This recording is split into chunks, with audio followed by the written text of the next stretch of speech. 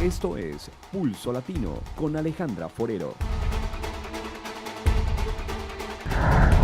Le damos la bienvenida a todos nuestros televidentes a una emisión más de Pulso Latino. Agradecemos por su sintonía. Recientemente el primer ministro de Aruba estuvo dando su discurso en una conferencia que se llevó a cabo de las Naciones Unidas. El mandatario fue parte de un panel prestigioso que se llevó a cabo en una de las sedes de las Naciones Unidas en New York.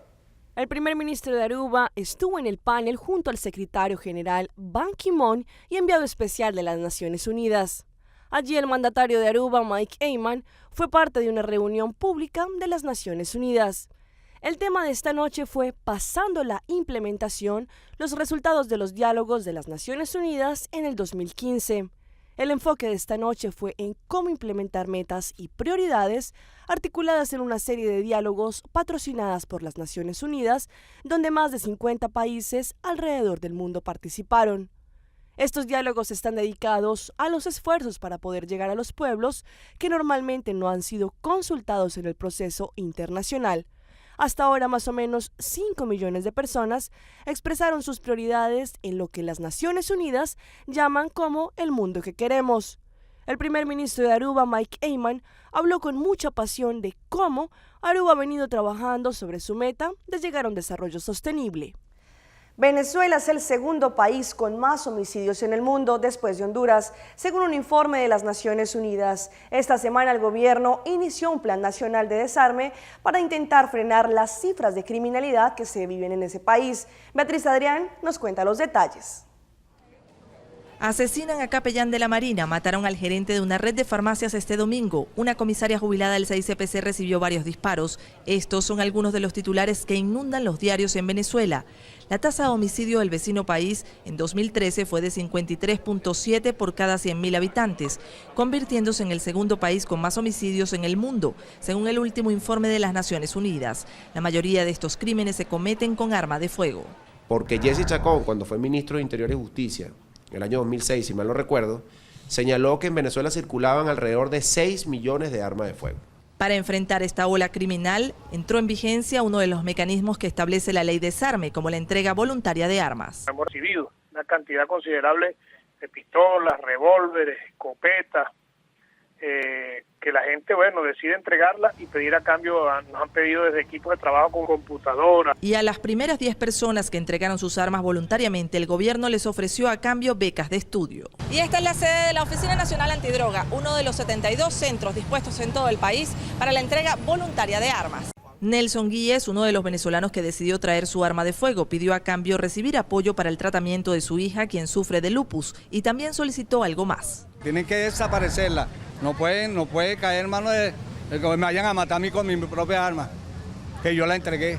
La gente en la calle considera ingenua la medida. ¿Usted cree que un delincuente entrega su arma? Para nada, esa es su arma de trabajo.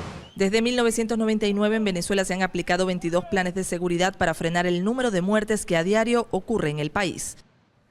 Según reportes, el incendio se registró en la parte superior del edificio de Finance Towers.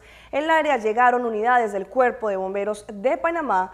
Reportes preliminares informaron que el edificio incendiado se encuentra en construcción, cuya obra debe ser entregada en 5 meses. Recientemente se registró un incendio en un edificio en construcción del sector del Costa del Este, ubicado en la avenida La Rotonda, en Panamá. El Bemérito Cuerpo de Bomberos de Panamá se trasladó al lugar para atender el siniestro y cerca de las 3 de la tarde reportó que ya la situación estaba bajo control. Unidades del Sistema Nacional de Protección Civil y de la Policía Nacional brindaron apoyo a los camisas rojas. El edificio afectado fue el Financial Bank y las llamas incineraron el piso 64, el último de la torre. Versiones señalan que el siniestro inició a raíz de unos trabajos de soldadura. Sin embargo, las autoridades investigarán las causas del mismo. Para extinguir el fuego en su totalidad, se contó con la colaboración de 4 camiones, un camión de escalera, un vehículo de rescate, 3 ambulancias, una ambulancia del 911. No se reportaron heridos. En Puerto Rico, un niño de 10 años ha acusado a su madre de intentar matarlo, pasándole un carro por encima. Aunque la mujer lo niega, el niño asegura que se lanzó de un vehículo para huir de su madre y fue encontrado caminando solo en la calle por una mujer que le brindó ayuda. Este hecho ocurrió en Puerto Rico. Esta mujer, identificada como Rose Rosario Reyes, de 33 años y residente de Guaynabo, ha sido acusada por su propio hijo, un menor de 10 años. Los hechos, que son investigados por la policía, habrían ocurrido en la madrugada del domingo. La mujer y el menor salían de una fiesta en donde, según el relato del pequeño, la mujer había bebido de más. El menor, abochornado por el comportamiento de su madre y preocupado por su seguridad, le pidió que no se fueran del lugar. La mujer, molesta, se habría subido al carro y una vez en marcha, alegadamente amenazó al menor. Que mamá estaba tomada, venía discutiendo con él por una situación del cumpleaños y que al llegar a un puente, él obviamente no sabe decir dónde es que estaba, mamá le indicó que ahora nos vamos a matar los dos. La mujer continuó la marcha y se asegura que a pesar de que vivía en Guaynabo, la confusión por el alcohol que llevaba en el organismo le hizo confundirse y se dirigió a Gurabo, conduciendo el vehículo de manera errática. La mujer redujo la velocidad y el niño aprovechó la oportunidad para escapar. Según el relato del niño que está siendo investigado por las autoridades, el menor se lanzó del carro en movimiento que conducía a su madre y se ocultó en este jardín que ubica en la entrada del municipio de Gurabo. Una vez se percató que su madre no se encontraba en el lugar, entonces salió y pidió ayuda a algunos de los conductores que transitaban por la zona, hasta que finalmente una pareja que pasaba por el lugar le ofreció ayuda. Dos mujeres que transitaban por la zona se detuvieron. El niño se encontraba mojado y lloroso. El niño le dijo que lo ayudaran porque mamá lo quería matar. Fueron las mujeres las que le recogieron y llevaron al cuartel de la policía y fueron ellas quienes presentaron la querella. La madre era interrogada el domingo en el 6 de Caguas y a preguntas de Noticentro negó los hechos. ¿Usted hizo lo que su niño hizo? No. ¿No? ¿Usted no trató de matar a su niño? No, no va a ser mi hijo. ¿Y de dónde él sacó esa información? Yo lo amo. ¿Por qué él estaba en la calle solo a las 4 de la mañana? Porque se bajó de mi vehículo. ¿Por qué? Se bajó del vehículo. ¿Por qué? Porque lo estaba regañando. ¿Lo estaba regañando y usted fue a recogerlo? Sí. ¿Qué le dice usted a la gente que pueda pensar que usted trató de matar a su hijo? Por favor. Según supo Noticentro, no es la primera vez que la mujer enfrenta problemas con sus hijos mientras se encuentra bajo el alegado uso del alcohol. Julio Rivera Saniel, Noticentro. En la manifestación que se llevó a cabo hoy frente a las oficinas de gobierno y el Parlamento, el Cuerpo Policial de Aruba dispuso diferentes medidas para mantener el orden y así evitar que se presentaran desórdenes como los que se vivieron en la anterior protesta. El Cuerpo Policial de Aruba dispuso nuevas medidas para la manifestación que se llevó a cabo hoy delante de las oficinas de gobierno, la cual incluía la prohibición de fuegos artificiales, armas y perros. Esta fue una lista extra de las medidas que la policía anunció el martes para que tuviesen en cuenta para la manifestación de hoy. Esto para asegurar que esta no se saliera de control y que no se volvieran a cometer acciones como las de la vez pasada. El mando policial divulgó las medidas que se tuvieron en cuanto en el momento de entregar el permiso para la manifestación, como por ejemplo cualquier tipo de explosivos o fuegos artificiales. Se reguló igualmente el sonido de cualquier aparato. Se prohibieron cualquier tipo de armas u objetos que pudieran ser usados como armas. Uso de perros tampoco fueron permitidos. De esta forma, el Cuerpo Policial de Aruba quiso garantizar que la manifestación se mantuviera bajo la línea de protesta pacífica, como fue anunciada anteriormente por sus organizadores.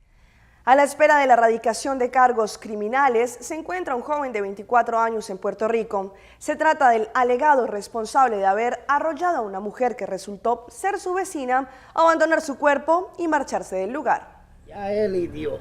Por mi parte yo lo perdono. El perdón ya está, pero los recuerdos están latentes en la mente de Robert Arroyo, cuya hermana se alega murió a consecuencia del impacto que recibió del conductor de este vehículo el pasado 30 de agosto en la barriada Venezuela en Río Piedras. Lo que tenía que hacer era llevarla al hospital, porque lo que hizo no me va a devolver a mi hermana, pero que lo hizo mal. La policía detuvo a Alex Manuel Rivera Ortiz, de 24 años, quien aceptó haber atropellado a Gladys Arroyo Monzón. Sí, él la conoce y lo aceptó. ¿Y qué pasó cuando encuentra el cuerpo? Que él fue el que sale en el video dándole el cantazo a la muchacha. El Cuerpo de Investigaciones Criminales de San Juan detuvo al hombre en su residencia tras recibir confidencias de su ubicación ante la divulgación de un boceto. El testimonio de la empleada de la estación de gasolina que laboraba al momento de los alegados hechos es vital en el caso. Rivera Ortiz no cuenta con expediente delictivo. Según la policía, la testigo nunca pudo observar el momento en el que el hombre alegadamente impactó el cuerpo de la mujer, pero sí cuando arrastró el mismo hacia una esquina del puesto de gasolina. El director del Cuerpo de Investigaciones Criminales indicó que el joven declinó seguir los procesos en su contra con la asistencia de un abogado. Las pruebas en su contra son la grabación del video de la estación, así como informes médicos y forenses que presuntamente certifican que la víctima falleció a consecuencia de un trauma. Yesenia Torres, Figueroa, Noticentro. Y escuchen esta historia. En un puesto de control en carreteras del Cauca, en Colombia, un grupo de soldados requisó un camión, pero lo que ninguno de ellos imaginó era que el vehículo transportaba más de 900 millones de pesos, unos $500.000.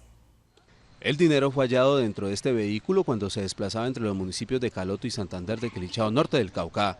Según el conteo realizado por miembros del CTI de la Fiscalía, se encontró más de 900 millones de pesos, al parecer perteneciente a las FARC. 925.250.000, producto de las finanzas del sexto frente de la FARC. De acuerdo a las investigaciones, se tenía para financiar las guerrillas del sector de Nariño o pretendían sacar este dinero hacia el Ecuador. En el hecho, 3 personas fueron capturadas. Una de ellas, según el ejército, le ofreció 50.000 pesos a uno de los soldados del puesto de control para que no alertara a sus superiores sobre la millonaria suma de dinero que transportaba. Soldado regular, soldado profesional, con toda la entereza le dijo que eso no es, no era así, y le informó de una vez al sargento y con mayor razón se pudo buscar de forma más contundente para lograr encontrar lo que se encontró. Según el alto oficial, el dinero iba para el sur del país y no se descarta que su destino final fuera hacia el Ecuador. Vamos a un corte comercial, pero ya regresamos con más información aquí en Pulso Latino.